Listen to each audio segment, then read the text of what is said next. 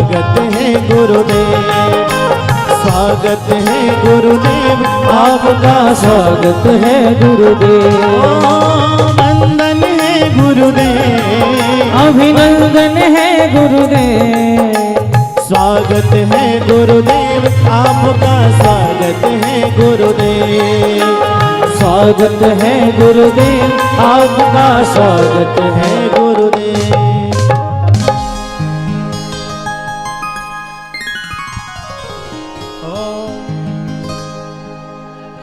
हरि ओम ओम पुराण पुरुषोत्तमाय नमः। ओम श्री गुरु चरण कमलेभ्यो नमः। आरार्दिज्ञम ओम चंद्रमा वनशो जातस्यक्षोः सूर्यो जायता श्रोत्रादुवायुष्य पराणस्य मुखादग्निरजायता। बोलो वृंदावन बिहारी लाल की जय। सभी श्रद्धालु भक्तजन अपने अपने स्थान पर सभी लोग खड़े होकर भागवत भगवान की आरती करें। सभी लोग खड़े हो जाएं।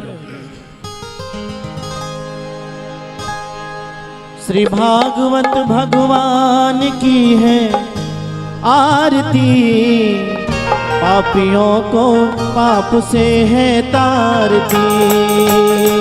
श्री भागवत भगवान की है आरती, पापियों को पाप से है तारती। हो पापियों को पाप से, पापियों को पाप से, पापियों को पाप से, पापियों को पाप से। श्री भागवत भगवान की है आरती, पापियों को पाप से है तारती। भागवत भगवान की है आरती, पापियों को पाप से है तारती। ये अमर ग्रंथ वेदों की पंक्ति, पंचम वेद निराला, ज्योति जगाने वाला। हरि नाम यही हर ध्यान यही, जग के मंगल की आरती, पापियों को पाप से है तारती। भागवत भगवान की है आरती, पापियों को पाप से है तारती। शांति गीत पावन पुनीत, पापों को मिटाने वाला, हरि दर्श कराने वाला। ये सुख करनी ये दुख हरनी, श्री मधुसूदन की आरती, पापियों को पाप से है तारती। भागवत भगवान की है आरती, पापियों को पाप से है तारती। ये मधुर बोल जग पंथ खोल, सन्मार्ग दिखाने वाला, हो बिगड़ी को बनाने वाला। श्री राम यही घनश्याम यही, प्रभु के महिमा की आरती, पापियों को पाप से है तारती। भागवत भगवान की है आरती, पापियों को पाप से है तारती। कर्पूर गौरम करुणावतारम, संसार सारम भुजगेन्द्रहारम, तम हृदयारविंदं भवं भवानी सहितं नमामि, भवं भवानी सहितं नमामि, भवं भवानी सहितं नमामि। जलेलं शीतलीगलं पुष्पे देवादिवन्दनम् आरोग्यार्थयात्मा विवन्दनं मन्त्रपुष्पाञ्जलि। ओं जग्नेन जग्नमय अजन्त देवास्नानि धर्मान् प्रथमान्यासन्ना ते हलागं महिमानः सचन्दत्र पूर्वे साद्याः सन्ति देवाः। एकदन्ताय विद्महे वक्रतुण्डाय धीमहि तन्नो दन्ति प्रचोदयात्। ओं नाना सुगन्धि पुष्पाणि यथा कालोद्भवानि च पुष्पाञ्जलिर्मया दत्तो ग्रहाण परमेश्वरा। ओं पुराण पुरुषोत्तमाय नमः।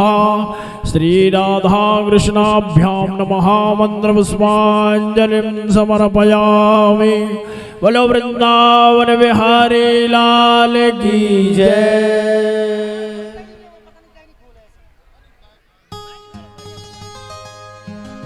सभी लोग सिक्योरिटी शीट अपने अपने स्थान पर विराजमान हो जाएंगे। सदगुरुदेव भगवान मंचासीन हो चुके हैं, तो आप लोग भी यथा स्थान पर विराजमान हो जाएं। बहुत बहुत स्वागत वंदन अभिनंदन करते हैं आप सभी श्रद्धालु भक्तजनों का जो यहाँ कथा प्रांगण में उपस्थित हैं। साथ ही फेसबुक, यूट्यूब, साधना टीवी चैनल के माध्यम से आज की पावन पवित्र ज्ञान गंगा से जुड़ रहे, सीधा वृंदावन से जुड़ रहे समस्त वैष्णव भक्तजनों को राधे राधे, जय जय श्री राधे। सर्वप्रथम व्यास गादी पर आसीन होकर व्यास गादी की आभा को अलंकृत कर रहे, व्यास गादी की शोभा को बढ़ा रहे परम पूज्य श्रद्धेय श्री अनिरुद्धाचार्य जी महाराज के श्री चरणों में मेरा कोटि कोटि नमन, कोटि कोटि वंदन। साथ ही दूर दराज से पधारे भक्त वृंदों का, संत महापुरुषों का, यजमान परिवारों का एक बार पुनः पावन मंच के माध्यम से, गौरी गोपाल सेवा संस्थान समिति के माध्यम से स्वागत वंदन अभिनंदन। एक बार दोनों हाथ उठाकर बड़े भाव से मेरे साथ बोलेंगे राधे राधे। जैसा कि आप सभी को विदित है, बड़ी सुंदर पावन रस में मंगलमय कथा का श्रवण पान करने जा रहे हैं और सप्तदिवसीय ज्ञान गंगा के आज द्वितीय दिवस में यानी कि दूसरे दिवस में प्रवेश करते हुए दूसरे दिन की पावन कथा का श्रवण पान करने जा रहे हैं। सतगुरुदेव भगवान मंचासीन हो चुके हैं। थोड़ी देर में उनकी पावन अमृतमयी वाणी में आज की पावन कथा में प्रवेश करते हुए अपने जीवन को धन्य बनाने का प्रयास करेंगे।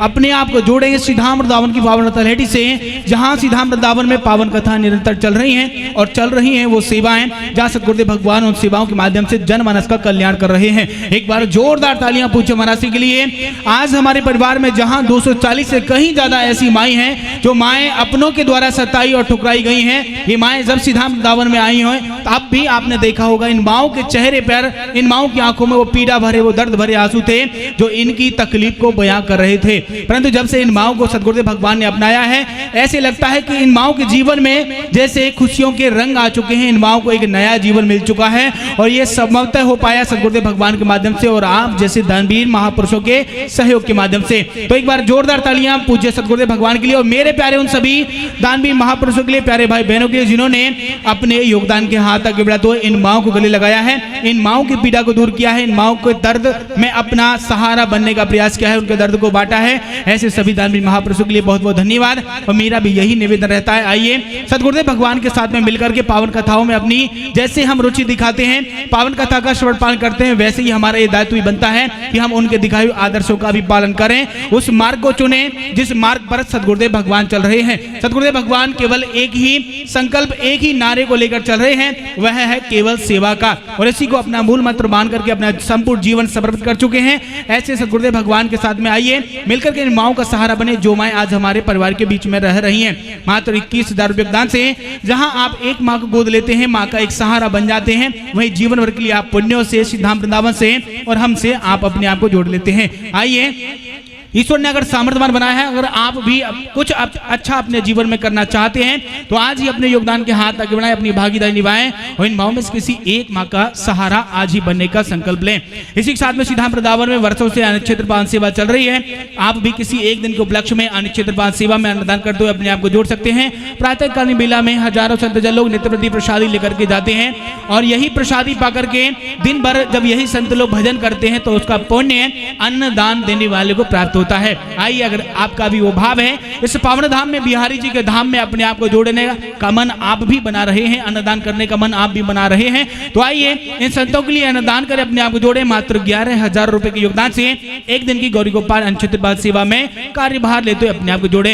इसी के साथ में यह सेवा वर्षों से चली आ रही है। एक और पावन सेवा गौरी गोपाल जी पावन रसोई के माध्यम से चल रही है। एकमात्र ऐसी रसोई जो आज संपूर्ण भारतवर्ष की 5वें नंबर की रसोई बन चुकी है और जहां 15 से 20,000 नित्य प्रति प्रसादी लोग यहां पाकर के जा रहे हैं और बड़ी प्यारी सी मुस्कान के साथ में आशीर्वाद भी दे रहे हैं। आप भी किसी एक दिन की सेवा का कार्यभार लेते हुए अपने आप को जोड़ सकते हैं। मात्र 31,000 रुपये योगदान से और हजारों लोगों को आप भी प्रसादी विवाने का सौभाग्य प्राप्त करते हुए पुण्य कमा सकते हैं। आइए, ईश्वर ने अगर सामर्थ्यवान बनाया है तो हम ये सेवाओं में अपनी भागीदारी निभाएं। संत निवास कार्ड से अपने आप को आप जोड़ सकते हैं। 1 गज, 2 गज, 5 गज, 11 गज जितना भाव और सामर्थ रखते हैं, भूमि दान के लिए अपने योगदान के हाथ आगे बढ़ाते हुए अपने आप को जोड़ सकते हैं। इसी के साथ में वृक्षारोपण की महान सेवा से, गौमाताओं की सेवा से आप अपने कल्याण के लिए, अपने पूर्वजों के कल्याण के लिए गौदान कर सकते हैं। अथवा इन गौमाताओं के लिए आप हरा चारा, भूसा, गुड़, खली, चोकरा व्यवस्था कराते हुए, गौभक्तों में अपना नाम लिखाते हुए जीवन भर के लिए इन गौमाताओं से आशीर्वाद लेते हुए अपने जीवन को महका सकते हैं। इसी के साथ में आप आश्रम के निर्माण कार्य से अपने आप को जोड़ सकते हैं। अगर आप सामर्थ्यवान है तो मेरा निवेदन मेरे प्यारे भाई बहन आपसे है, आप एक कबरा मात्र 5 लाख रुपए योगदान से इन माओं के लिए सीधा वृंदावन बनवाकर समर्पित करें और जीवन भर के लिए अपने आप को जोड़ें पुण्यों से। अथवा किसी एक कब्र छत के लिए आप 51,000 रुपए योगदान प्रदान करते हो, एक छत इन माओं के लिए ढलवा सकते हैं। सुंदर सी छाया की व्यवस्था जब आप माओं के लिए कराएंगे तो भगवान भी आपके लिए सुंदर सी छाया की व्यवस्था हमेशा रखेंगे। आइए इन माओं की सेवा से जोड़े। साथ ही सेवा संस्कृति और संस्कारों की दिव्य पाठशाला सीधा वृंदावन में गौरी गोपाल गुरुकुल के रूप में खुलने जा रही है, जहां वैदिक शिक्षा का हम पठन पाठन करेंगे। आइए आने वाली भावी पीढ़ी को संस्कृति संस्कारों से जोड़ें, धर्म से जोड़ें और गौरी गोपाल गुरुकुल लिए अपने योगदान के हाथ तक बढ़ाएं। अगर आप भूमि दान करना चाहते हैं तो 11,000 रुपए प्रति वर्ग गज के हिसाब से गुरुकुल के लिए भूमि दान कर सकते हैं, अथवा एक छत का निर्माण 51,000 रुपए के लिए गौरी गोपाल गुरुकुल के लिए आप कर सकते हैं। अगर आप सामर्थ्यवान हैं तो एक संपूर्ण पाठशाला की कक्ष मात्र 3 लाख रुपए के योगदान से यहाँ इस धाम में सीधा वृंदावन में अपने लिए ना सही समाज के लिए सही, राष्ट्र के लिए सही, वैदिक संस्कृति संस्कारों के लिए सही, अपने धर्म के लिए ही सही, यहाँ एक संपूर्ण पाठशाला की कक्ष का निर्माण कराते हुए जीवन भर के लिए अपने आप को जोड़ें और पुण्य कमाएं। सेवाएं निरंतर यहाँ चल रही हैं, आप जिस सेवा में चाहें उस सेवा में अपनी भागीदारी निभाते हुए अपने आप को जोड़ सकते हैं और पुण्य कमा सकते हैं। पीछे काउंटर लगा है, वहां जाकर के सुंदर सा नाम लिखा है, अपने योगदान के हाथ आगे बढ़ाएं और जीवन भर के लिए पुण्य कमाने के लिए आप जुड़ जाएं। इसी के साथ में जो घर बैठे सुंदर सी सेवाओं के दर्शन करते हैं, पावन कथा से जुड़ने जा रहे हैं, उनके लिए लगातार इसके माध्यम से खाता संख्या फोन नंबर प्रसारित किया जा रहा है ताकि वहां से नोट कर सके और अपने योगदान के हाथ आगे बढ़ाते हुए अपने आप को जोड़ सके। इसी के साथ में जो खाता संख्या आप स्क्रीन के माध्यम से देख रहे हैं, अगर आप इसमें अपना योगदान प्रदान करते हैं तो आप ATG के अंतर्गत मिलने वाली आयकर छूट का भी लाभ प्राप्त करते हैं। आइए ईश्वर ने सामर्थ्यवान बनाया है तो उसमें से थोड़ा सा भी अंश निकालें, अपने धन का सदुपयोग करें, धन को पवित्र करें और अपने आप को धर्म से जोड़ते हुए, सेवाओं से जोड़ते हुए पुण्य कमाने का सौभाग्य लाभ प्राप्त करता है और अपने आने वाली भावी पीढ़ी को इन सेवाओं से जोड़ें। आइए चलते मंगल में पावन कथा की ओर। एक बार पुनः उसी भाव के साथ में भाव में होकर मेरे साथ बोलेंगे राधे राधे। आइए सभी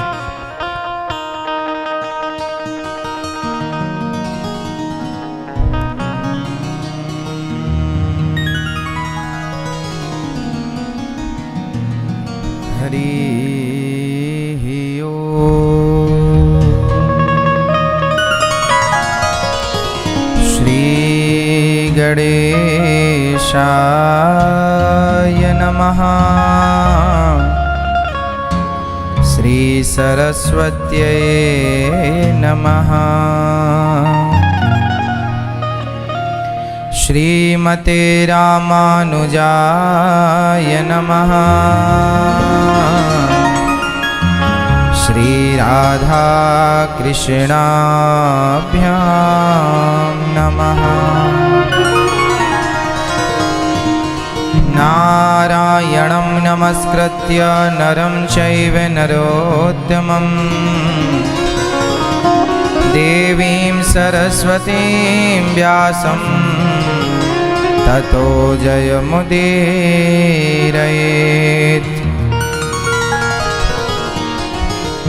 लक्ष्मीनाथ जय जय नवल किशोर, जय गोपी चित चोर प्रभु,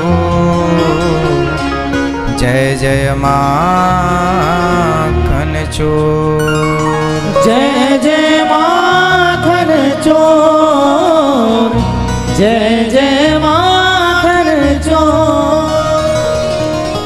राधा मेरी मात है, पिता मेरे घनश्याम, इन दोनों के चरणों में मेरा कोटि कोटि प्रणाम, मेरा कोटि कोटि प्रणाम, मेरा कोटि कोटि प्रणाम। आए हो तो प्रेम से लो हरि का नाम, सब भक्तों को अनिरुद्ध की जय जय राधे श्याम, जय जय राधे श्याम, जय जय राधे श्याम, जय जय सीताराम।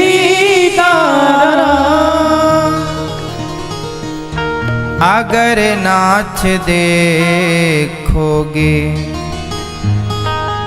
अब गुण हमारे, तो हम कैसे भव से लगेंगे किनारे, अगर नाथ देखोगे अवगुण हमारे। अगर नाथ देखोगे अवगुण हमारे, तो हम कैसे भव से लगेंगे किनारे। अगर नाथ देखोगे अवगुण हमारे, अगर नाथ देखोगे।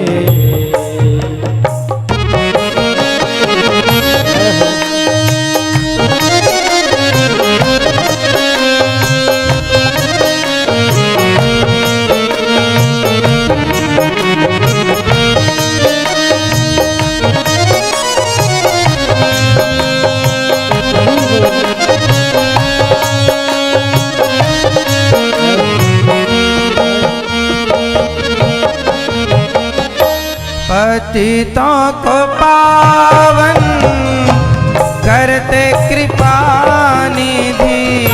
पतितों को पावन करते कृपा निधि।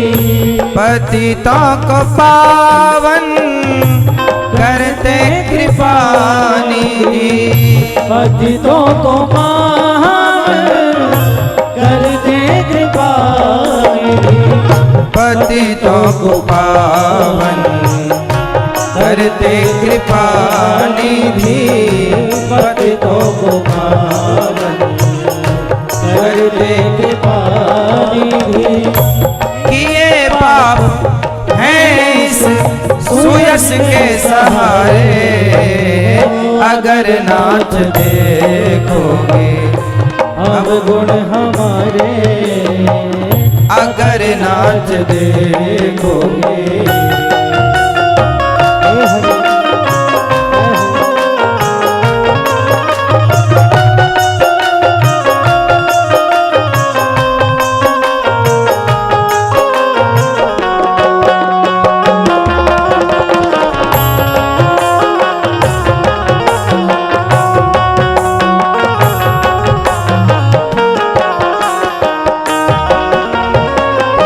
हमारे लिए क्यों देर किए हो।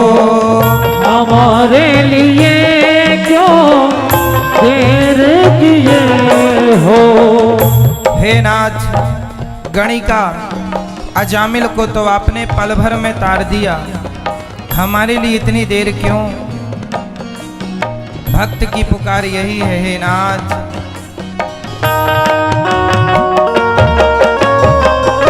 हमारे लिए क्यों देर किए हो। हमारे लिए क्यों देर किए हो। हमारे लिए क्यों देर किए हो। हमारे लिए क्यों देर किए हो।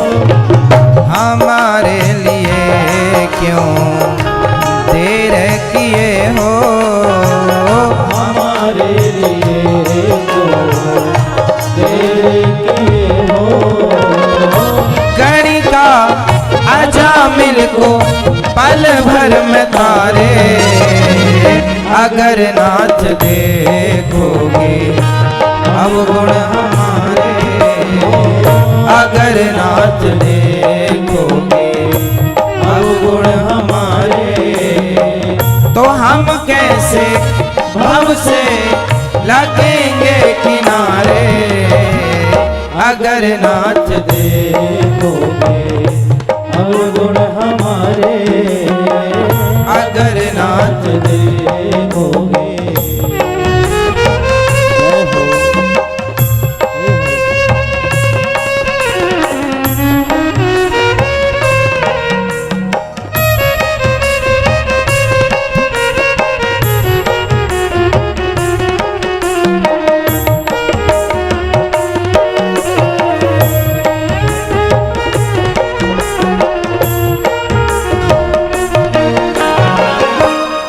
माना धम है अपावन कुटिल है।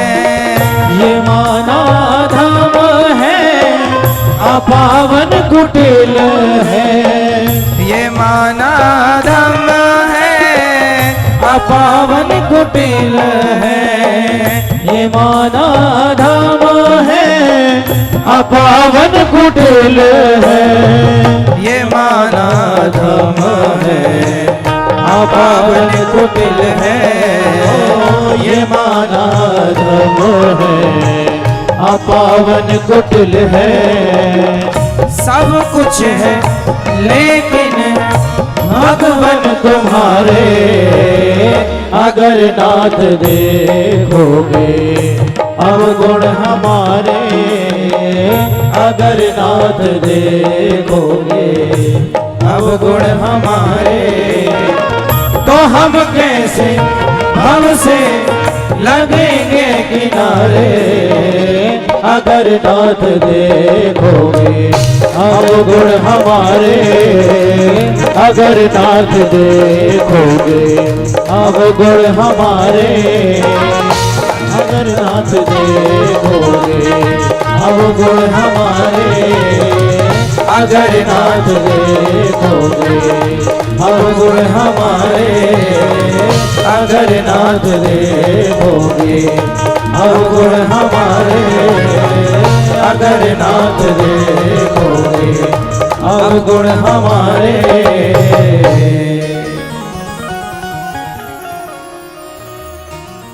बोलिए भागवत भगवान की वृंदावन धाम की जय। श्रीमद् भागवत महापुराण पुराण की जय। गौरी गोपाल भगवान की जय। जय जय श्री श्री राम। राधे जय जय श्री राम। राधे श्याम। परम मंगलमय परात्पर अखिलेश्वर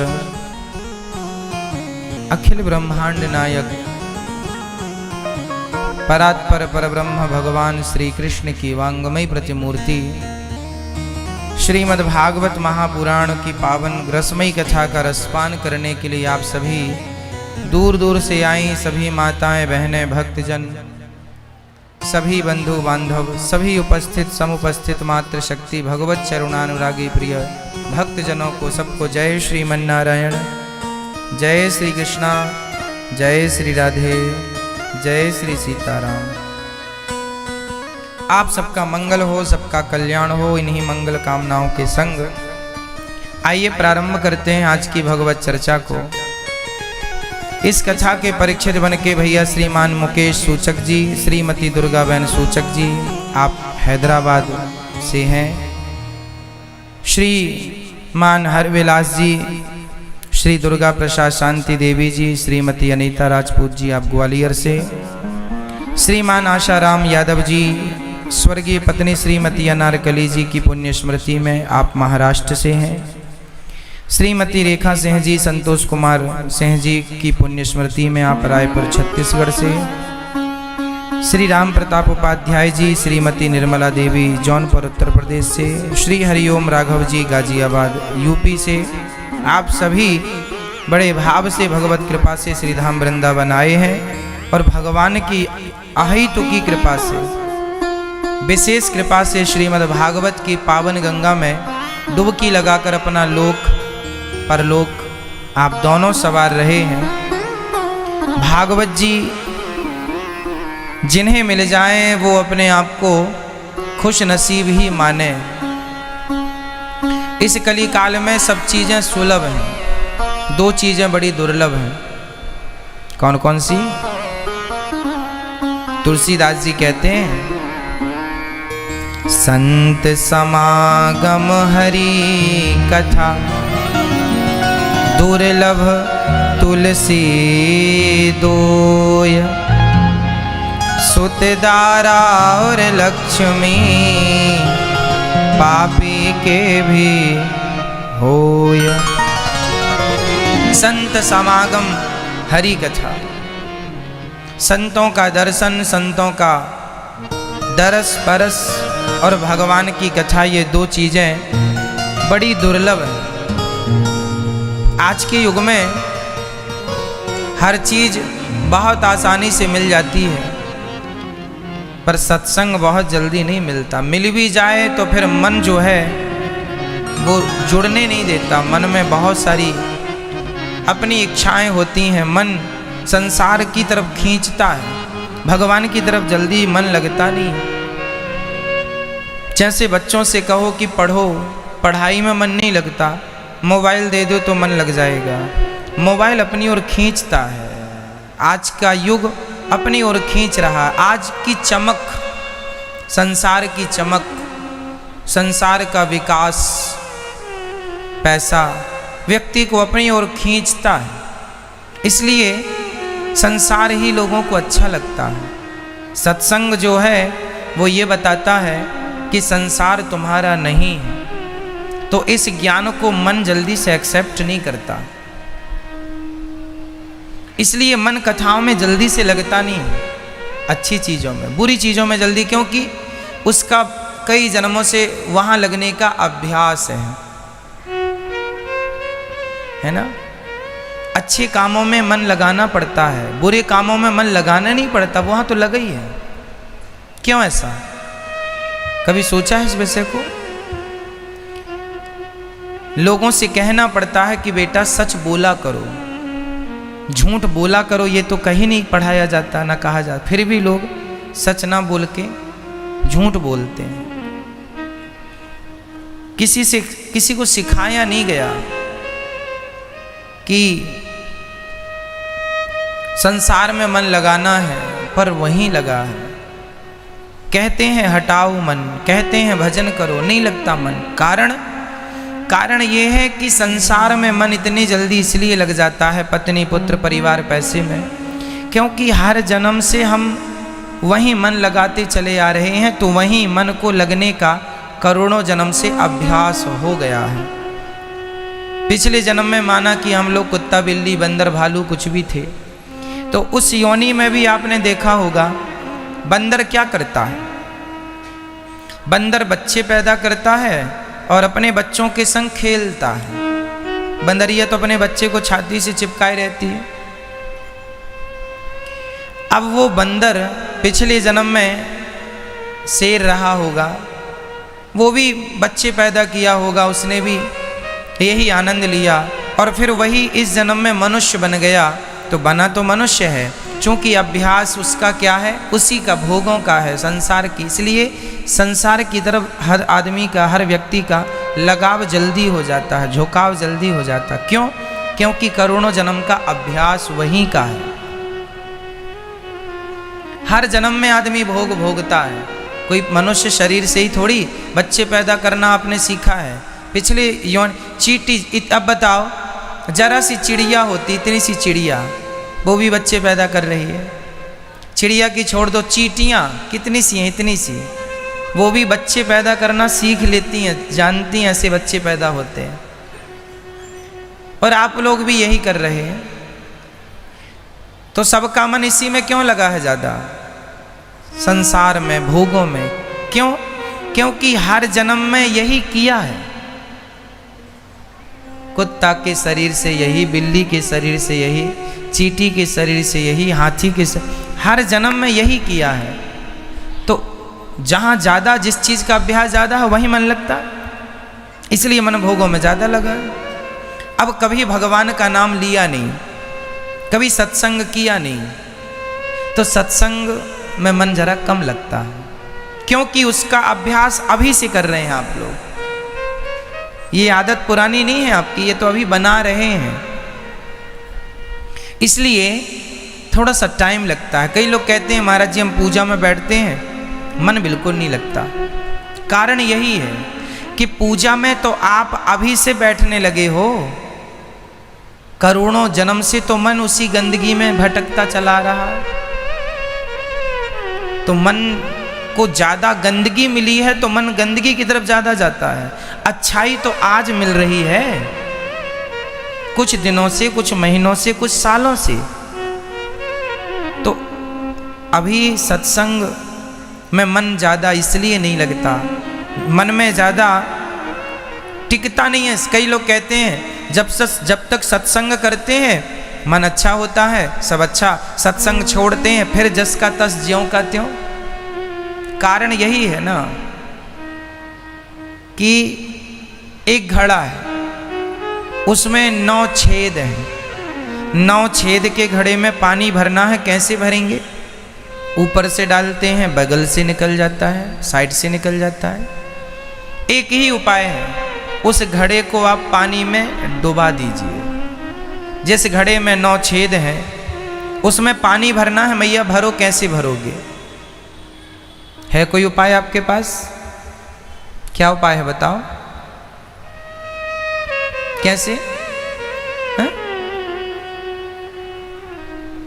उसका मलहम पट्टी कर दें छेदों की।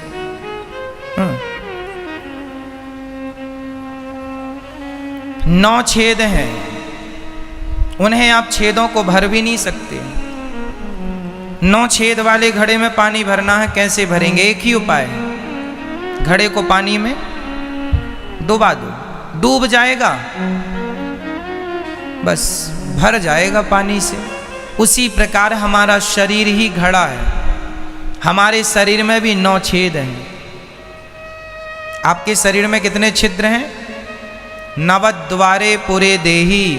प्रत्येक व्यक्ति के शरीर में 9 छेद होते हैं। 2 छेद ये हैं, आँख, 2 कान, 4 हो गए, एक इस तरफ की नाक, एक 2 नाक, 2 4 6 नाक में 2 छेद हैं, नासिका में 2 4 6, एक मुंह, 7 हो गए,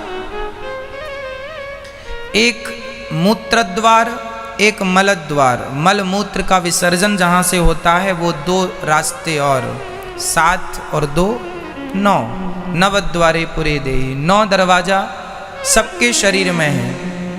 अब जहाँ 9 छेद हैं, उस 9 छेद वाले घड़े में सत्संग का जल भरना है, अच्छाई भरनी है। आप सत्संग करते हैं, अच्छाई भरती है, पर किसी ना किसी छेद से टपक जाती है, निकल जाती है। बहुत सत्संग किया पर कुछ लोगों को फिर भी नहीं टिका, निकल जाता है। क्यों? क्योंकि अभी आपने सत्संग की गंगा में अपने आप को डुबाया नहीं। इसलिए शरीर एक घड़ा है, थोड़ा थोड़ा जल भरोगे निकलता चला जाएगा। इसलिए सत्संग और भक्ति की गंगा में शरीर को डुबा दो, रोम रोम में कृष्ण रस भर जाएगा, भक्ति रस भर जाएगा। फिर ये सवाल खत्म हो जाएगा कि महाराज जी सत्संग से सुधार नहीं, बदलाव नहीं।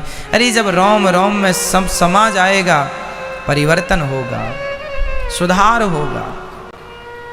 संसार अपनी ओर खींच रहा है, हम खींचते चले जा रहे हैं। संसार की तरफ मत जाइएगा, भगवान की तरफ जाइएगा। इसी में सार है, बाकी फिर मर्जी आपकी है। तो प्रिय भक्तों, कल हम लोगों ने सुना कि धुंधकारी ने भागवत सुनी, सदगति हुई।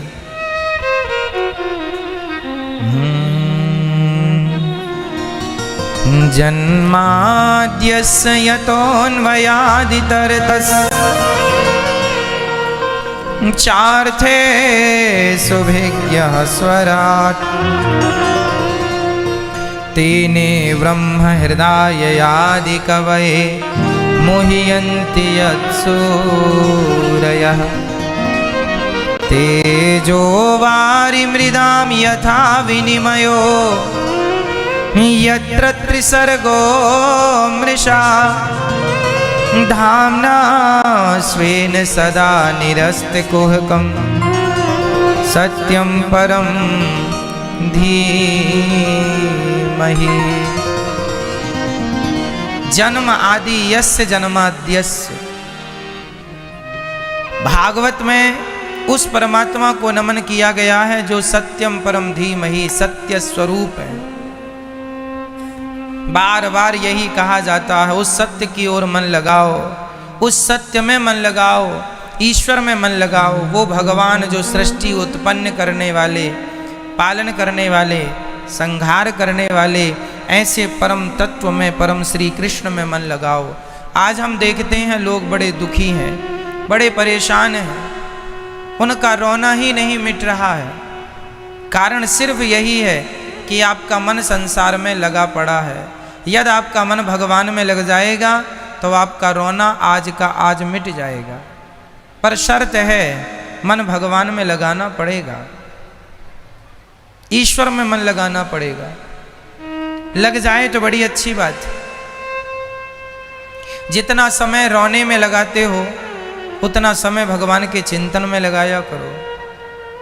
एक संत जी कह रहे थे कि आज का आदमी इतना रोता है कि उसके घर में जब सुख आता भी है तो सुख देखता रही तो रो रहा है, तो देखते ही उल्टे पांव लौट जाता है, क्योंकि ये तो रोता है।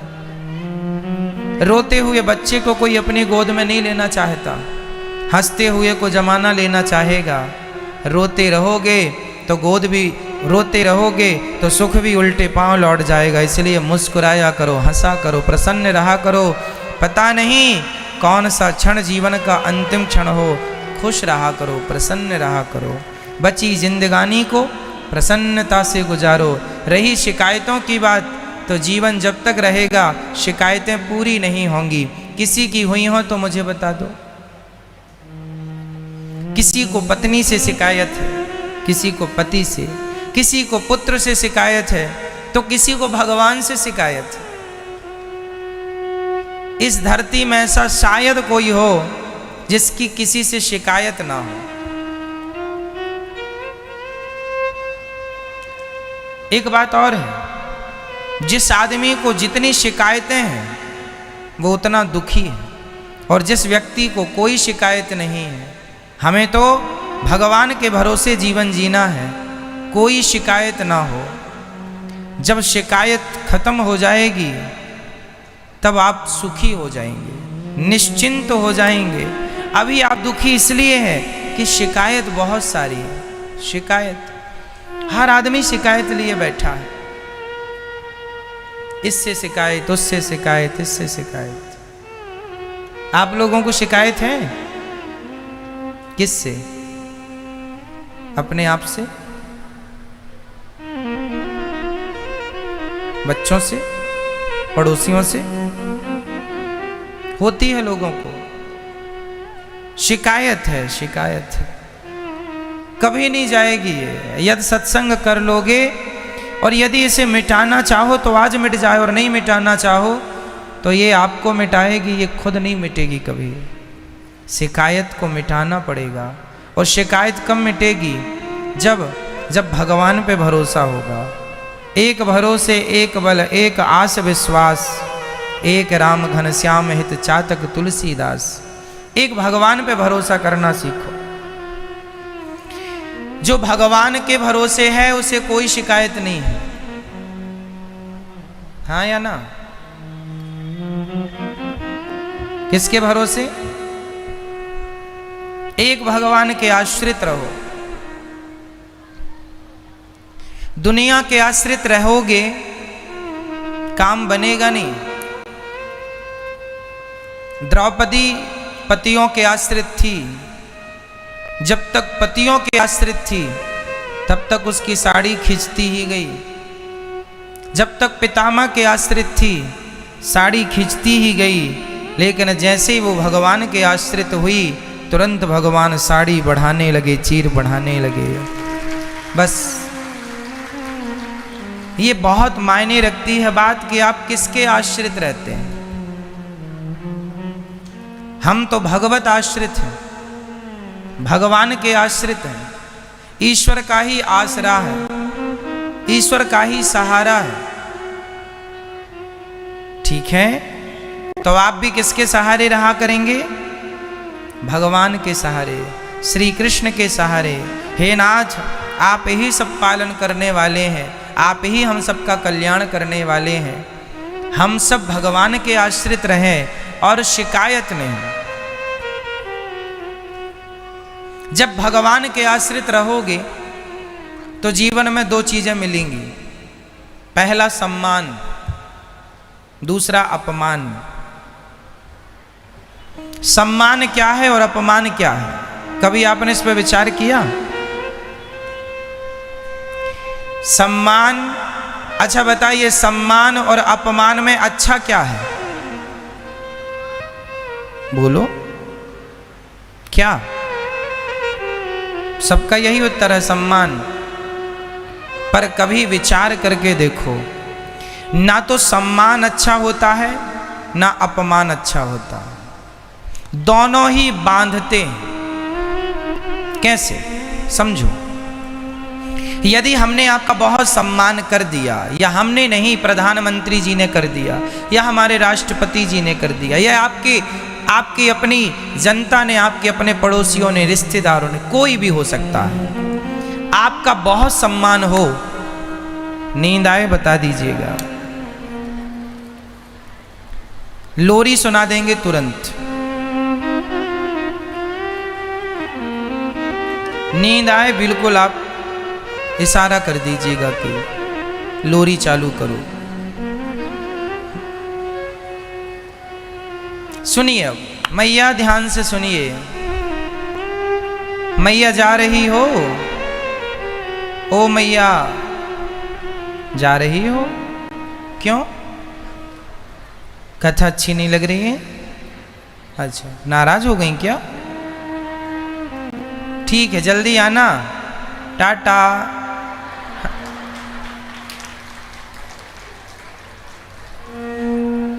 सुनो, बहुत ध्यान से सुनो। देखो होता क्या है, बहुत गहराई से समझिएगा विषय को। यदि आपका किसी ने सम्मान कर दिया, तो बताइए सम्मान के बाद क्या आने की संभावना बढ़ जाती है? जोर से, बहुत जोर से। अहंकार, अभिमान, एटीट्यूड, ईगो। यदि आपका सम्मान बहुत हो गया है तो आपके अंदर क्या आएगा? अहंकार। एक्शन का रिएक्शन है ये। अब मुझे ये बताओ, सम्मान बहुत हो गया, एक बात ये निश्चित है, कहावत तो सुनी होगी, ऊंट में बैठने वाला आदमी चाहे ना चाहे हिलता जरूर है। सम्मान जिसका होता है उसमें करोड़ों में शायद कोई एक हो जिसे अहंकार छूता भी ना हो। लेकिन अक्सर अधिकांश देखने को मिलता है कि सम्मान जिसका ज्यादा हो गया उसको क्या आएगा? अहंकार आएगा, अभिमान आएगा। और अभिमान आना क्या है? सही है? अभिमान आना सही है? अभिमान आना मतलब उल्टी गिनती चालू हो जाना। रावण को किसने मिटा दिया? उसके अभिमान ने। इसलिए अधिक सम्मान से क्या आने की संभावना है? अहंकार। और अहंकार भी नाश करता है। तो ये हो गई सम्मान की बात। अब मैं अपमान की बात करूं। यदि आपका अपमान हुआ तो अपमान होने से क्या आता है? अपमान होने से क्रोध आता है। क्या आता है? क्रोध। सम्मान होने से आया था अहंकार, और अपमान होने से आएगा, जोर से, क्रोध आएगा। जब क्रोध आएगा तो फिर आप क्या करेंगे? क्रोध आएगा तो क्या करेंगे? वही जो आप करते हैं। तो मुझे ये बताइए कि सम्मान भला कि अपमान भला? दोनों ही बंधन में डालते हैं। एक अहंकारी बना देगा, एक क्रोधी बना देगा। इसलिए भगवान के भरोसे रहा करो और सम्मान अपमान दोनों से दूर रहा करो। कोई सम्मान करे तो भी ठीक, अपमान करे तो भी ठीक। यदि आप उलझ गए किसी में तो दोनों ही नरक के रास्ते हैं। रामचरितमानस में लिखा है, नरक के रास्ते कितने? बताओ, नरक के रास्ते कितने? मैया, कितने रास्ते? काम, ये हमने सुंदरकांड पढ़ा होगा, आप लोगों ने लिखा है। काम क्रोध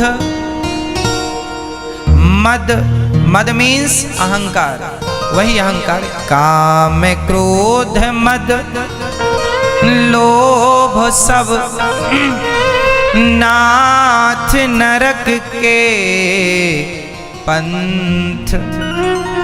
ये नरक के 4 दरवाजे हैं चारों दिशाओं में। काम, क्रोध, लोभ, काम क्रोध मद लोभ सब, काम क्रोध मद लोभ सब नाथ नरक के पास, सब नरक के द्वार हैं। इसलिए जो साधु होते हैं, जो समझदार होते हैं, जो ज्ञानी होते हैं, जो सत्संगी होते हैं, वो सम्मान और अपमान दोनों से ही अपने आप को दूर रखते हैं, क्योंकि दोनों ही बंधन का कारण है, दोनों से ही नुकसान है। एक साधक को दोनों से ही नुकसान है। न सम्मान में उलझो, न अपमान में उलझो। जो तेरी मर्जी है तू कर, मेरी जो मर्जी है मैं आनंद से रहूंगा, खुश रहूंगा। इसलिए दुष्ट अपनी दुष्टता नहीं छोड़ता, तो सज्जन को अपनी सज्जनता कभी नहीं छोड़नी चाहिए। एक कथा आप सबने बहुत सुनी होगी। एक संत जी गंगा स्नान करने गए, एक बिच्छू पानी में बह रही थी, उसे पकड़ लिया कि ये बह रही है, किनारे लगा दें इसको उठा के। तो बिच्छी ने डंक मार दिया, फिर छूट के गिर गई, फिर बहने लगी। संत ने फिर उठाया, फिर छूट गई, फिर डंक मारा उसने, 50 डंक मारा। तो किसी आदमी ने कहा कि जब बिच्छी बार बार आपको डंक मार रही है तो आप क्यों उसे पकड़ने की चेष्टा कर रहे हैं, क्यों उसे बचा रहे हैं? संत ने कहा, जब ये 50 ग्राम की बिच्छी अपना डंक मारने का धर्म नहीं छोड़ती, अपना स्वभाव नहीं छोड़ती, तो मैं 70 किलो का इंसान अपना स्वभाव कैसे छोड़ दूं? मेरा स्वभाव है दया करना। जब ये अपना डंक मारना नहीं छोड़ रही है तो मैं दया का भाव कैसे छोड़ दूं? इसलिए जब तक प्राण है शरीर में तब तक दया रखो। दया धर्म का मूल है, पाप मूल अभिमान। तुलसी दया न छोड़िए जब तक घट में, प्राण जब तक है दया रखो। भगवान श्रीमन्नारायण की छाती पर भृगु जी ने लात मारा कस के। भगवान ने चरणों को पकड़ के कहा, भृगु जी मेरी छाती बड़ी कठोर थी, आपके चरण बड़े कोमल हैं, कहीं चोट तो नहीं लग गई? जिसने लात मारा उसको चरण पकड़ के कहा कि आपको चोट तो नहीं लग गई? ऐसा स्वभाव यदि किसी का हो जाए तो वो इंसान ही भगवान बन जाएगा, मेरी माँ, भगवान बन जाएगा। इसलिए जितने श्रेष्ठ विचार हो सकें कर लो, ले आओ, कोई पैसे नहीं लगेंगे, खर्चा नहीं है। अच्छे विचार रखने के, अच्छा व्यवहार करने का कोई खर्चा नहीं है। आपको एक बात बताऊं, हर व्यक्ति अपनी क्षमता बढ़ाता है। कोई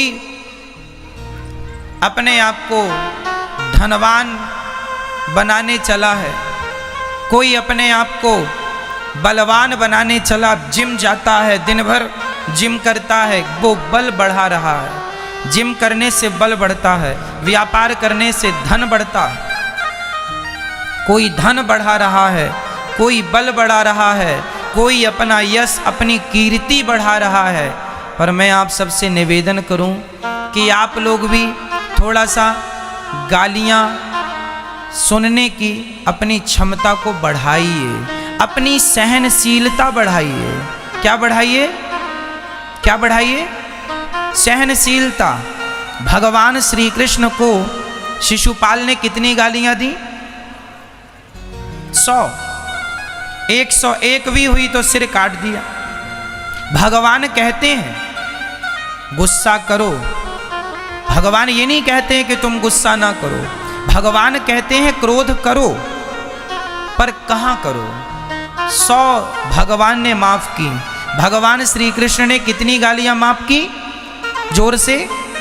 यदि भगवान 100 माफ कर सकते हैं तो हम इंसानों को कितनी करनी चाहिए?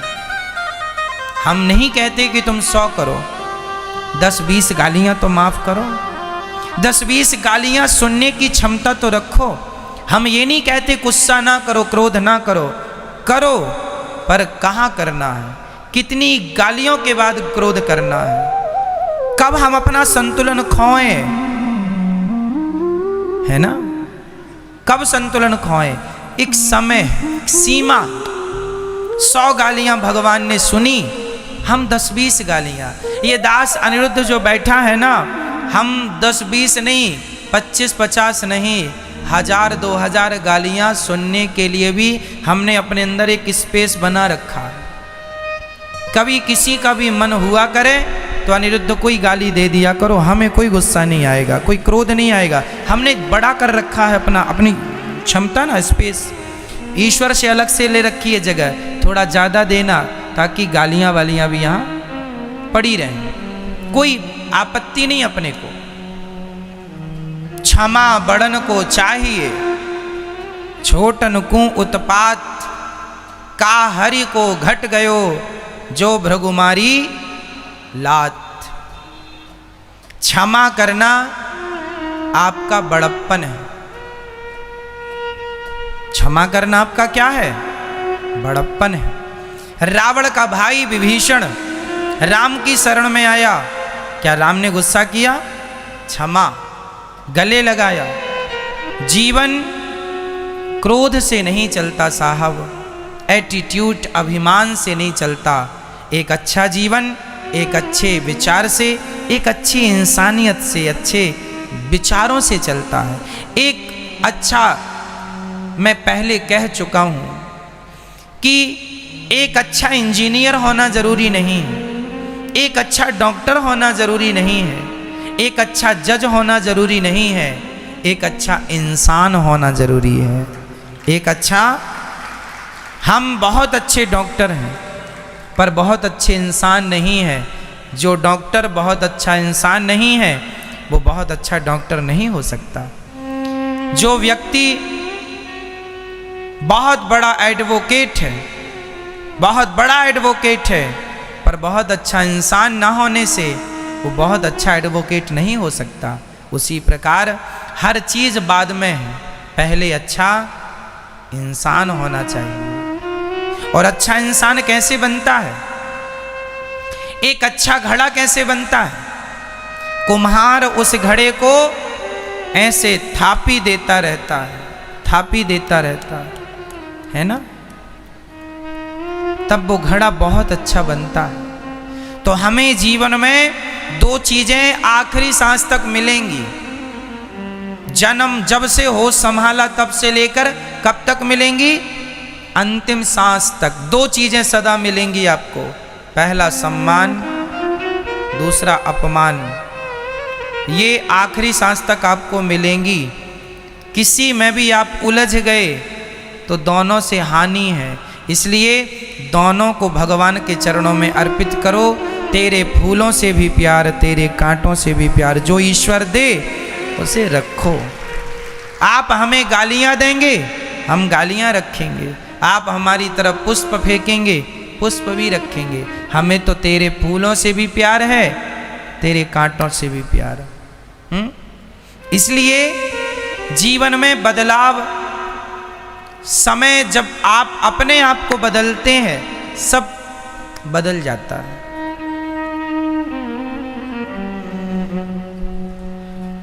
जीवन में सीखते रहिए, सीखते रहिए, अपने आप को बदलते रहिए, अच्छा बनाते रहिए, अपडेट करते रहिए, अपने आप को बेहतर बनाते रहिए। एक बहुत अच्छा इंसान कैसा होता है?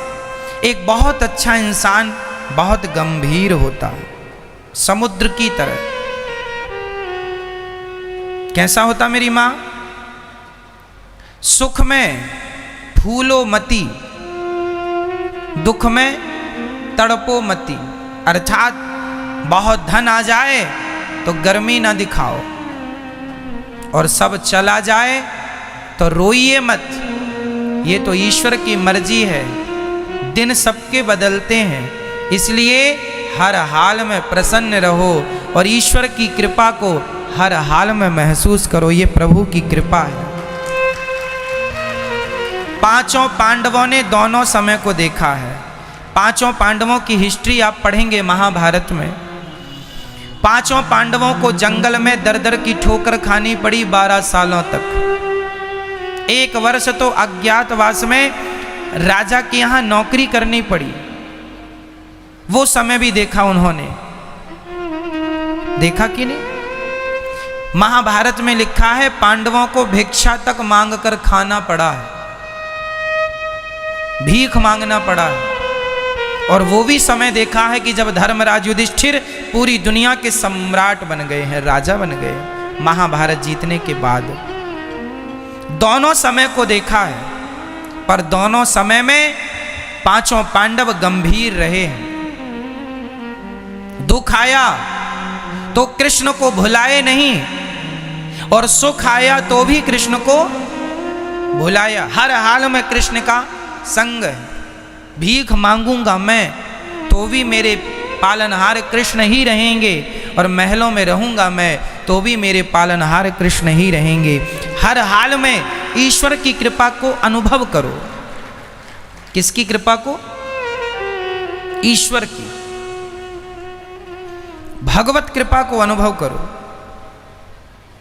और भगवान के भरोसे रहना सीखो। हमारे पालनहार भगवान हैं। आप माने ना माने, पर जब भी मैं भोजन करने बैठता हूं और जब मैं भोजन में कभी दाल खाता हूं, साग खाता हूं, या कभी खीर खा लेता हूं, कभी रसगुल्ले खाता हूं, तो जब भी मैं खाता हूं तो मैं एक बार अपने कन्हैया को जरूर देखता हूं और कहता हूं, कन्हैया मेरी औकात ये खाने की नहीं थी। मेरी औकात तो बासी रोटी नमक के साथ खाने जैसी थी, लेकिन आपकी कृपा की आज ये दाल साग रोटी खा रहा हूँ। जितने कौर खाता हूँ ना मेरी माँ, प्रत्येक कौर में अपने कन्हैया का धन्यवाद देता हूँ। प्रभु ये तेरा खा रहा हूँ, मेरे शरीर में आप तलवार मार दीजिएगा और जितनी बूंद रक्त गिरेगा प्रत्येक बूंद यही बोलेगा, कान लगाकर सुनोगे कि मेरे शरीर में जितना भी कुछ है वो सब श्री कृष्ण का है, सब कृष्ण का है, सब कृष्ण का है। जो खा रहा हूँ वो कृष्ण का, जो पहन रहा हूँ वो कृष्ण का, जो कह रहा हूँ वो कृष्ण की। ये वाणी भी मेरी नहीं है, ये वाणी भी श्री कृष्ण की है। मुझे अपनी औकात पता, मैं अपनी औकात भूला नहीं हूँ। मैं भीख मांगता था गांव में, आज इस लायक हूँ तो केवल कृष्ण की कृपा के बदौलत हूँ, नहीं मेरी औकात तो भिखमंगे की है। मैं अहंकार किस बात का करूं साहब, मेरे पास कुछ नहीं है अहंकार करने जैसा। एटीट्यूड के लिए मेरे पास कुछ नहीं है। इसलिए हर पल पे, हर पग पे, हर चीज मैं सुन रहा हूं तो भी मैं मानता हूं कि कृष्ण की कृपा है, सुन पा रहा हूं। नहीं कितनों के कान होते हैं सुन नहीं पाते, बोल रहा हूं कृष्ण की कृपा है। कितनों के मुंह होते हैं बोल नहीं पाते, कितनों के पांव होते हैं चल नहीं पाते, मैं चल भी रहा हूं कृष्ण की कृपा से। इसलिए मेरे जीवन में कभी कोई शिकायत नहीं है, कोई शिकायत नहीं है किसी से। ना तो आपसे शिकायत है ना किसी से शिकायत है, मुझे कोई शिकायत नहीं है किसी से। कोई मुझे अपसम्मान करे तो भी उसका भला हो, कोई अपमान करे तो भी उसका भला हो। कई लोग गालियां देते हैं, हम उनको भी ईश्वर से यही प्रभु इन्हें सद्बुद्धि दो। कई लोग अच्छा कहते हैं, आपको भी भगवान अपनी कृपा आपको भी प्रदान करें। कहाँ इतना समय है कि हम उलझें दुनिया की बातों पर। इसलिए हर क्षण केवल कृष्ण का धन्यवाद, केवल कृष्ण का क्या करना मेरी माँ, केवल धन्यवाद। कोई शिकायत है ईश्वर से? बोलो नहीं, हमेशा किसकी कृपा महसूस करनी है? श्री कृष्ण की। एक वो है जिनकी कृपा से हम देख पा रहे हैं, सुन पा रहे हैं, बोल पा रहे हैं, कर पा रहे हैं कुछ भी, वरना हम में कहाँ कोई बात है। आज 2-2 रोटी को लोग तरस रहे हैं। आप कोई कुछ लायक बनाया है विधाता ने, तो आप ये ना समझें कि मेरी मेहनत है। आपकी मेहनत है, माना कि, पर मेहनत तो बहुत लोग करते हैं। आपकी मेहनत अकेली नहीं है, आपकी मेहनत के पीछे कृष्ण की कृपा है। इस कृपा को महसूस करिए, अनुभव कीजिए उस कृपा को। लाखों लोग घर में बैठ के कथा सुन रहे हैं टीवी पर, आप लोग वृंदावन में बैठ के कथा सुन रहे हैं। क्या आपको नहीं लगता कि आप पर भगवान की विशेष कृपा है? क्या आप नहीं महसूस कर रहे हैं इस कृपा को? इसलिए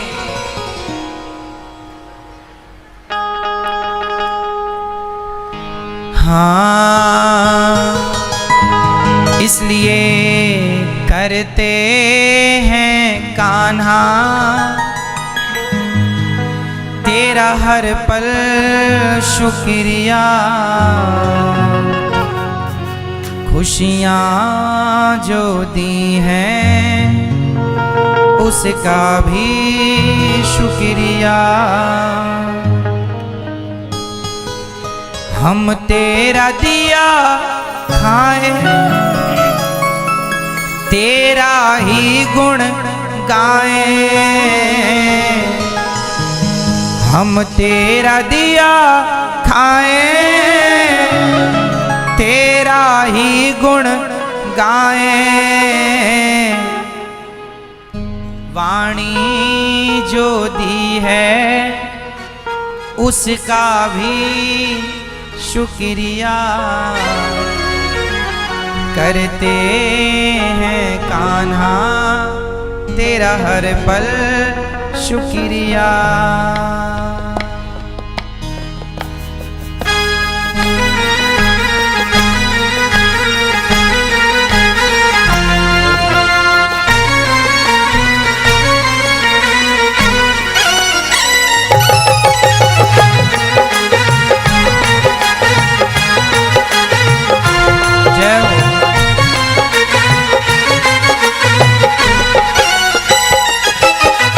करते हैं कान्हा तेरा हर पल शुक्रिया, खुशियाँ जो दी हैं उसका भी शुक्रिया।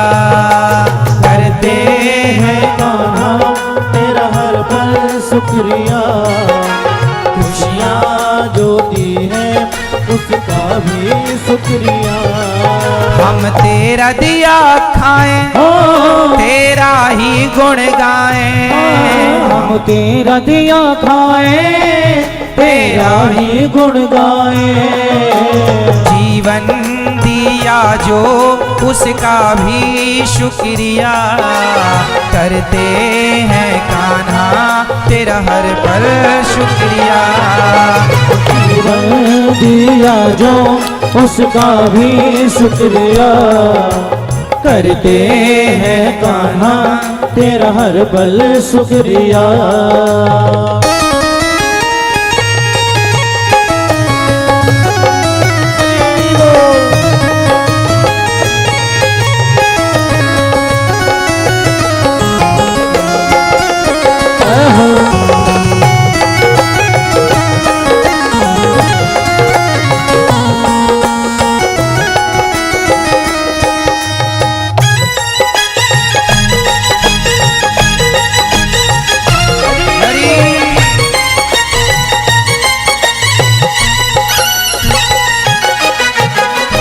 जब से है देखी तेरी ये सूरत, दिल में उतर गई बस तेरी मूरत। दिल में उतर गई बस तेरी मूरत, दिल में उतर गई बस तेरी मूरत। जब से है देखी तेरी ये सूरत, दिल में उतर गई बस तेरी मूरत दिल में उतर गई बस तेरी मूरत, दिल में उतर गई बस तेरी मूरत। तेरा दर्शन मुझे मिला मुरझाया फूल खिला, तेरा दर्शन मुझे मिला मुरझाया फूल खिला। नजरें जो दी हैं उसका भी शुक्रिया करते हैं कान्हा तेरा हर पल शुक्रिया। नजरें जो दी है उसका भी शुक्रिया करते हैं कान्हा तेरा हर पल शुक्रिया।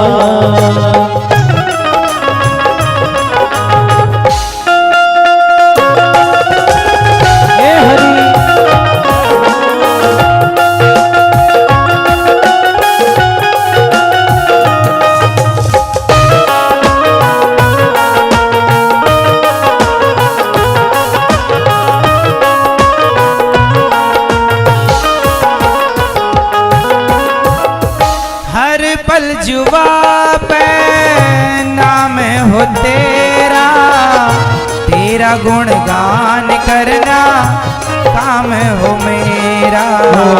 तेरा गुणगान करना काम हो मेरा, तेरा गुणगान करना काम हो मेरा। हर पल जुबा पे नाम हो तेरा, तेरा गुणगान करना काम हो मेरा। तेरा गुणगान करना काम हो मेरा, तेरा गुणगान करना काम हो मेरा।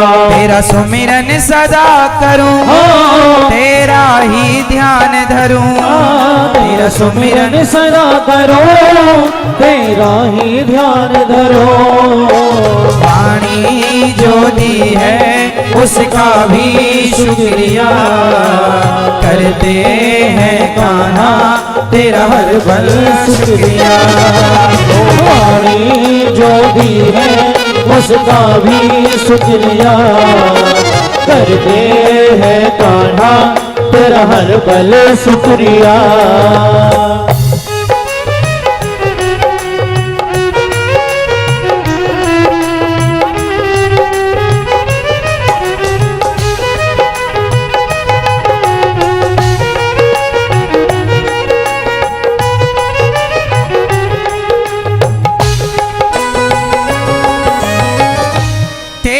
कृपा से लगन ये लगी है, सोई हुई तक धीर जगी है। सोई हुई तक धीर जगी है, सोई हुई तक धीर जगी है।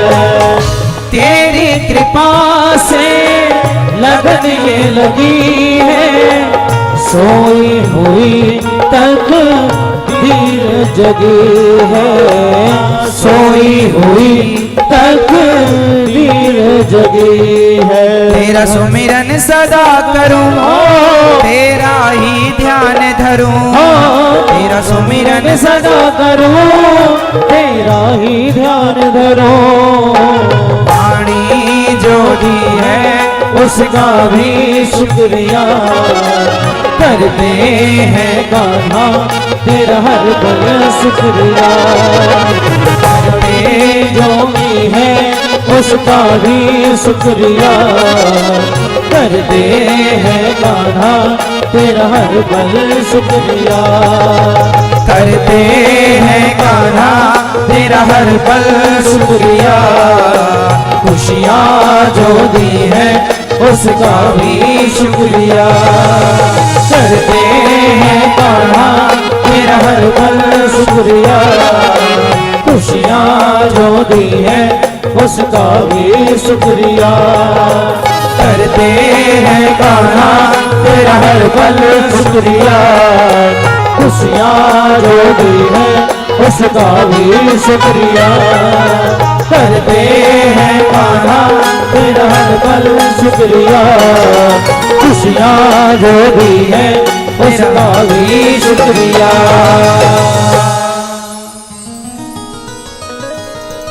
हम तेरा दिया खाएं, तेरा ही गुण गाएं, हम तेरा दिया खाएं, तेरा ही गुण गाएं, जीवन दिया जो उसका भी शुक्रिया करते हैं कान्हा तेरा हर पल शुक्रिया।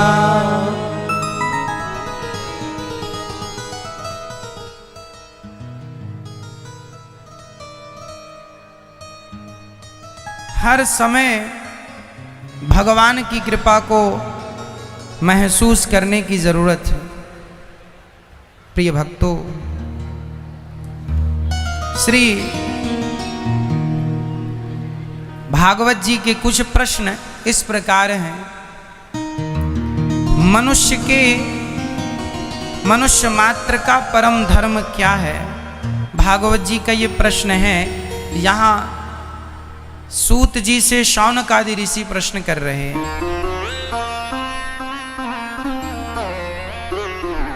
मनुष्य का धर्म बताइए क्या है? मनुष्य का धर्म है दया करना। दया धर्म का मूल है।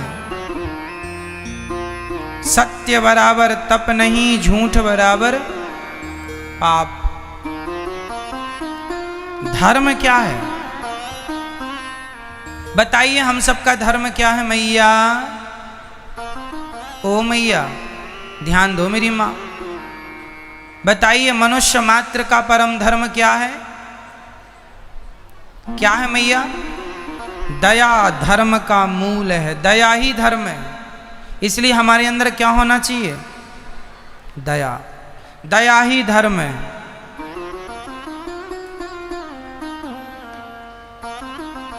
गोस्वामी जी कह रहे हैं, परहित सरिस धर्म नहीं भाई। लोगों का हित करना, परहित करना, परोपकार करना, इससे बड़ा कोई धर्म नहीं है। परोपकार से बड़ा। इसलिए जितना हो सके हमें परोपकार करना चाहिए। मन से, वाणी से, कर्म से हमारे द्वारा किसी का दिल नहीं दुखना चाहिए। इस बात का हम सभी ख्याल रखें। हमारे मन से, हमारी वाणी से और हमारे कर्मों से किसी का दिल ना दुखे। कोई तकलीफ हमारे द्वारा आपको कोई कष्ट नहीं होना चाहिए। क्यों? यही धर्म है। मनसा वाचा कर्मणा। कोशिश करिए कि आपसे कोई दुखी ना हो। दे सको तो सुख दीजिए, किसी को दुखी ना कीजिए। अपनी वाणी से, अपने व्यवहार से, अपने आचरण से। कई लोग बहुत ज्यादा दुखी कर देते हैं। बहू अपनी सास को दुखी कर देती है, सास अपनी बहू को दुखी कर देती है, पत्नी अपने पति को दुखी कर देती है, पति अपनी पत्नी को दुखी कर देता है, पड़ोसी कभी आपको दुखी कर देते हैं। कई लोग बहुत ज़्यादा दुखी कर देते हैं, लोगों को परेशान कर देते हैं। कुछ भी बोल देंगे सामने वाले को बुरा लगेगा। इसलिए अपनी वाणी में संयम रखो। बोलो यदि पहले तुम तौलो, फिर मुख को खोला करना। पुष्प नहीं बन सकते हो तो कांटे बनकर मत रहना। बनो तो पुष्प बनो, कांटे बनने की क्या जरूरत है? अच्छा बनो, बुरा क्यों बनना? इसलिए किसी का हमसे दिल ना दुखे, इसका ध्यान रखना चाहिए। आप इस दास अनिरुद्ध को वर्षों से सुन रहे हैं। बताइए आज तक हमने कभी कोई ऐसी वाणी का प्रयोग किया कि किसी का दिल दुखे? 3.5 घंटे हम रोज बोलते हैं प्रतिदिन, लेकिन इन 3.5 घंटे में, और ये हम बरसों से बोल रहे हैं, ठाकुर जी बुला रहे हैं, लेकिन 3.5 घंटे रेगुलर यहाँ बोलते हैं। भगवत कृपा से आज तक मेरी वाणी से कोई दुखी नहीं हुआ। आज तक मेरी वाणी शायद है किसी को चुभी हो। यदि हम 3.5 घंटे सालों तक बोलकर, यदि हम बिना चुभे शब्दों का प्रयोग कर सकते हैं, अच्छी वाणी का प्रयोग कर सकते। अच्छा बताओ, आप जब ये दास अनिरुद्ध को सुनते हैं 3.5 घंटे, तो आप सुन के कैसा महसूस करते हैं? अच्छा या बुरा? कैसा लगता है आपको सुनने में? अच्छा लगता है? मैं आपको पैसे नहीं देता, मैं आपको कोई धन दौलत तो नहीं दे रहा हूं, मैं सिर्फ अपनी वाणी से आपकी सेवा कर रहा हूं, कथा सुनाकर। मैं धन दौलत नहीं दे सकता तो क्या हुआ? यदि मेरी वाणी से ही आप खुश होते हैं तो खुश कर लिया जाए, इसमें कोई खर्चा भी तो नहीं है। इसलिए अच्छी वाणी बोलकर यदि आप किसी को खुश कर सकते हैं तो इसमें कोई आपत्ति नहीं है, कोई खर्चा नहीं है। इसलिए वाणी अच्छी होनी चाहिए, हमसे कोई आहत ना हो, दुखी ना हो। स्वभाव बदलो अपना, अच्छा बनाओ। शब्द संभाल के बोलिए, शब्द के हाथ न पाओ। एक शब्द औषधि करे, एक शब्द करे घाव। महाभारत क्यों हुआ था? शब्दों के कारण। द्रौपदी ने कह दिया था अंधों के अंधे होते हैं। दुर्योधन कह दिया था द्रौपदी आजा मेरी जंघा में बैठ जा। कर्ण ने कह दिया था 5 तो तेरे पति हैं, 6वां मुझे बना ले। केवल शब्दों के कारण महाभारत हो गया। इसलिए शब्दों में बड़ी जान होती है मेरी मां। शब्दों में बड़ी, शब्दों से युद्ध हो जाता है कि नहीं? ये वाणी से बाग भी लगाए जाते हैं और ये वाणी से आग भी लगाई जाती है। क्या लगाना है मर्जी आपकी। बाग भी लगेगा यहीं से और आग भी लगेगी। शब्दों में बड़ी जान होती है, इन्हीं से आरती अरदास और अजान होती है। ये ही समुंदर के वो मोती हैं जिनसे इंसान को इंसान की पहचान होती है। आपकी वाणी ही आपका परिचय है। आपकी वाणी ही आपका परिचय है। आपको अपना परिचय देने की जरूरत नहीं है। आपकी वाणी, आपके शब्द, आपके संस्कार सब आपकी वाणी में झलक जाएंगे कि आपकी वाणी क्या है। इसलिए कोशिश यही हो कि हम वाणी अच्छी रखें। शब्द संभाल के बोलिए। कहते हैं भर जाते हैं वो घाव जो बनते हैं गोली से। गोली के घाव शायद भर भी जाएं, पर बोली के घाव कभी नहीं भरते मेरी माँ। इसलिए बोलने के पहले विचार करना चाहिए कि आप अपनी वाणी से कह क्या रहे हैं। बड़ा गंभीर विषय है। आजकल लोग बिना समझे कुछ भी बोलते हैं। जिन शब्दों की जरूरत नहीं है उन शब्दों का भी लोग प्रयोग करते हैं। क्या होगा इनसे? आप भी दुखी होंगे, सामने वाला भी दुखी होगा। इसलिए शब्द अच्छे हो, वाणी अच्छी हो। कम हम तो कहते हैं मौन रहो तो ही अच्छा, चुप रहो।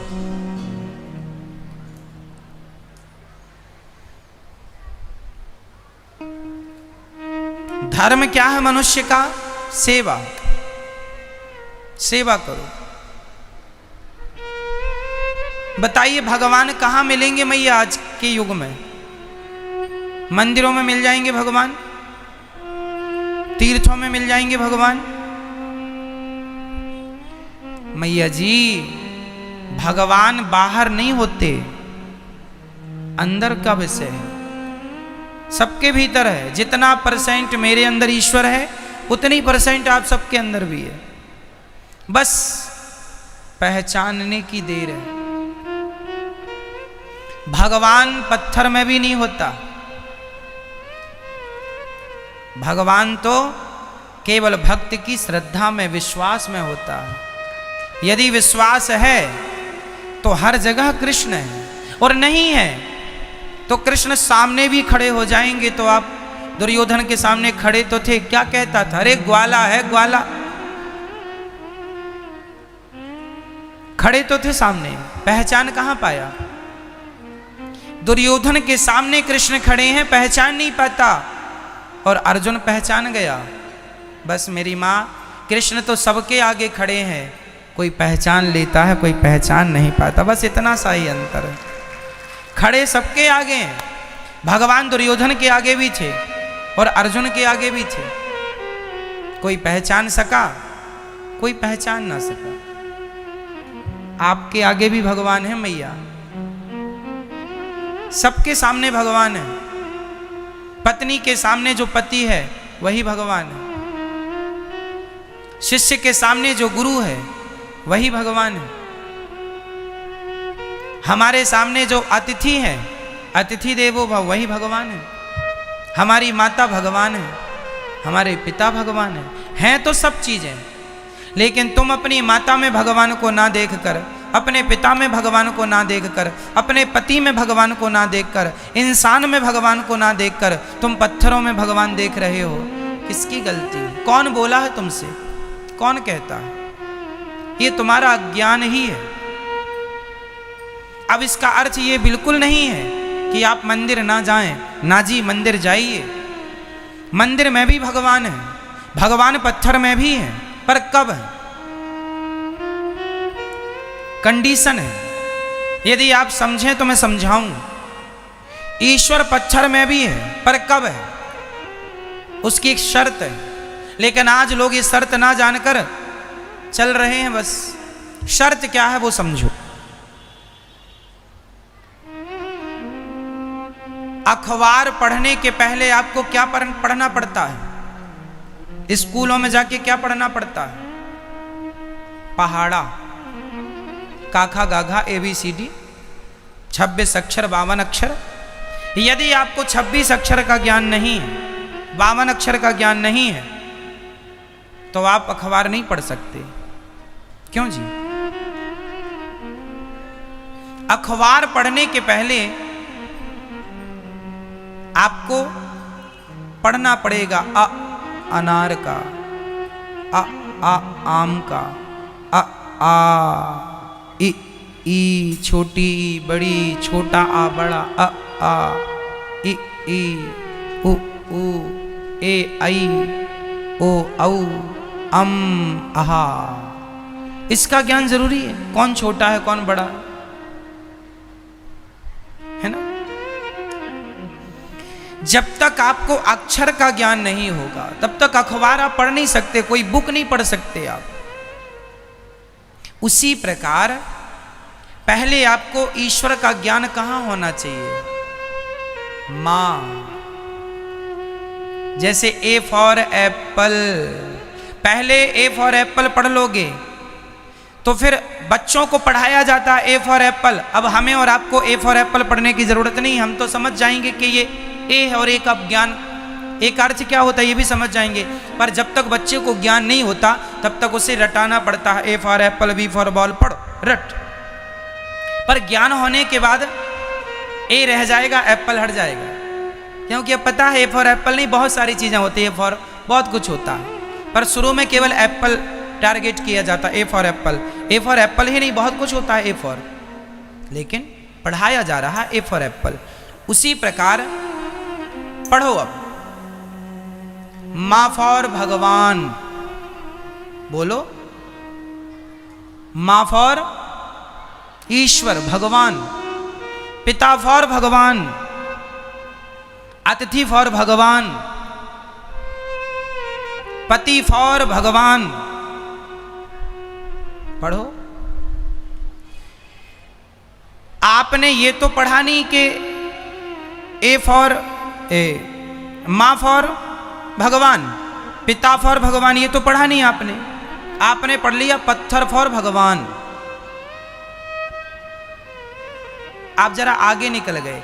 बताइए, पहले आपको ए पढ़ाया गया कि जेड पढ़ाया गया? आप ए तो पढ़े नहीं, सीधा जेड पढ़ रहे हो, तो जेड समझ में नहीं आएगा जब तक ए समझ में नहीं आएगा। उसी प्रकार जब तक आप अपनी माता में भगवान को नहीं देखते, जब तक आप अपने पिता में भगवान को नहीं देखते, जब तक आप अपने गुरु में भगवान को नहीं देखते, जब तक आप छोटे छोटे बच्चों में ईश्वर का दर्शन नहीं करते, तब तक आपको पत्थर में भगवान का दर्शन हो ही नहीं सकता, पॉसिबल ही नहीं है। यद, अब शर्त सुनो, यद आप माता में भगवान को देखते हैं, यदि आप अपने पिता में, जो आदमी अपनी माँ में, अपने पिता में, अपने पति में, अपने गुरु में, सब में जो भगवान को देखता है, फिर तो वो पत्थर में भी भगवान को देख सकता है, क्योंकि सब में देखने का अभ्यास। अब खुद की माँ प्यासी मर रही है और शंकर जी के ऊपर पानी चढ़ाई जा रहा है, ओम नमः शिवाय, ओम नमः शिवाय। इससे बड़ी मूर्खता कुछ हो नहीं सकती। क्यों जी? पत्थर में भी भगवान है, कंडीशन है, कब है? ईश्वर पत्थर में भी दिखेंगे कब? आगे बोलो आप, बताओ, भगवान पत्थर में भी दिखेंगे कब? जोर से। जब आप अपनी मां को भगवान रूप में देखोगे तब। पहले अपनी मां के अंदर ईश्वर को देखना पड़ेगा, पहले अपने पिता के अंदर ईश्वर को देखना पड़ेगा, तब पत्थर के अंदर ईश्वर दिखेगा। संभावना है। पत्थर माँ में भगवान नहीं दिखा तो पत्थर में भगवान तुम्हें कई जन्म तक पूजते रहो। पाहन पूजे हरि मिले तो मैं पूजूं पहाड़, तासे तो चक्की भली जो पीस खाए संसार। कबीरदास जी इस बात पर ही तो लिख रहे हैं। दिमाग खराब हो रहा है लोगों का। खुद की माँ में भगवान दिखता नहीं है, खुद के बाप में भगवान दिखता नहीं है, वो कहता है ये भगवान है। ईश्वर कण कण में है मेरी मां, परंतु कण कण में, चलो बताओ, हवा सब जगह होती है, तो क्या सब जगह की हवा से तुम्हारे टायर में, तुम्हारे ट्यूब में हवा घुस जाएगी? तुम्हारी गाड़ी पंचर हो गई, अब पंचर हो गई तो हवा भरो, तो सब जगह तो हवा, कोई बोले हवा लाओ तो हवा तो सब जगह, तो ही फूंक मार हवा निकलेगी। ये निकल रही है हवा, तो हवा तेरे मुंह से निकल रही है, तेरी नाक से निकल रही है, तो क्या इस हवा से वो पंचर हुआ टायर, उसमें हवा भर जाएगी? बोलो भैया, हवा है, पर सारी हवा से काम नहीं बनेगा। जब ये हवा किसी यंत्र के द्वारा एक मशीन में प्रवेश करे और फिर वो पाइपलाइन के द्वारा, वो सिस्टम के द्वारा जाएगी, सिस्टम है, उसके द्वारा जाएगी तो असर होगा। काम तुम फूंक मार के ट्यूब में हवा नहीं भर सकते। हवा है, और जो मशीन से ट्यूब में हवा गई है वो हवा भी यही हवा है, यही वाली, वो हवा कोई अलग से लाई नहीं गई है। यही, चूंकि हवा तो है, पर इस हवा को एक सिस्टम के द्वारा उस सिस्टम में डाला गया, उस सिस्टम से फिर वो टायर ट्यूब तक पहुंचती है और वो काम करता है। उसी प्रकार परमात्मा तो सब जगह है, पर परमात्मा ने एक सिस्टम बनाया है। तुम्हारी माँ ही एक सिस्टम है। भगवान कहते हैं, पहले मैं तुम्हारी माँ के अंदर गया, तुम्हारा मलमूत्र धोया, भगवान धोए माँ बनकर, तुम्हें नहलाया धुलाया, कपड़े पहनाया, उंगली पकड़कर चलना सिखाया, भगवान मां बनकर। ट्यूब में हवा गई मशीन के द्वारा, भगवान ने तुम्हारी परवरिश की मां के द्वारा। पहली मां, दूसरा बाप,